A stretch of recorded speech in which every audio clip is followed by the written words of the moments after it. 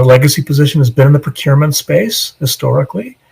Companies realize that the entire set of processes that encompass a supply chain need to be managed from a holistic point of view.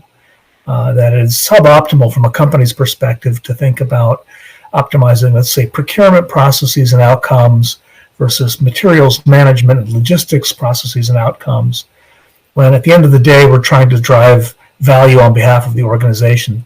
Companies began to move rapidly towards the direction of managing this whole entire set of processes in a holistic way. And the remit for procurement, frankly, expanded to encompass this new reality.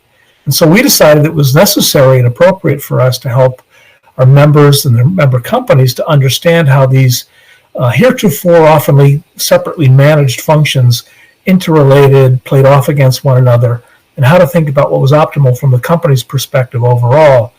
And frankly, there's been a shift in the mission, I think, for supply chain as a result of all of this, moving from a primary focus on cost, I would say, to a primary focus on resilience and the availability of product and the availability of being able to serve our customers. We've been planning for and preparing for this announcement for more than 2 years. We've been building our relationships in the adjacent communities of supply chain outside of procurement. We've been working on developing content, and beneath it all and foundational to all of it was developing a comprehensive model that displays in a visual way how the various functions in the holistic supply chain relate to one another and feed one another. So while we were always talking about demand planning or S&OP to some extent, we're addressing that on the front end much more deeply than we had in the past.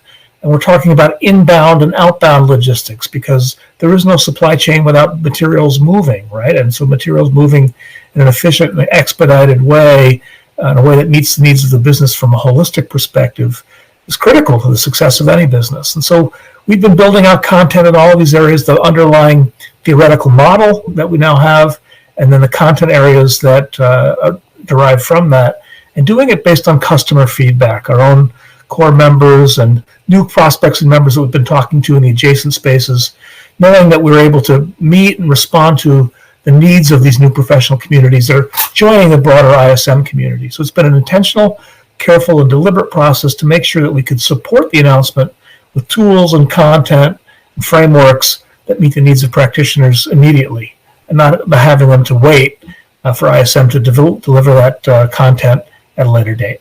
The pressure on our profession has never been greater to perform. People realize that a company's survival, its thriving, its prospering, depends critically on the performance of its supply chain. And that's true of national economies as well.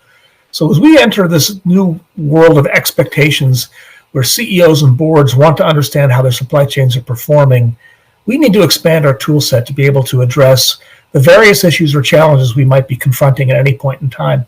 That's why ISM has embarked on this new journey to broaden our outreach to the professional supply chain community to make sure that you have the tools that you need to respond to this expanding set of challenges.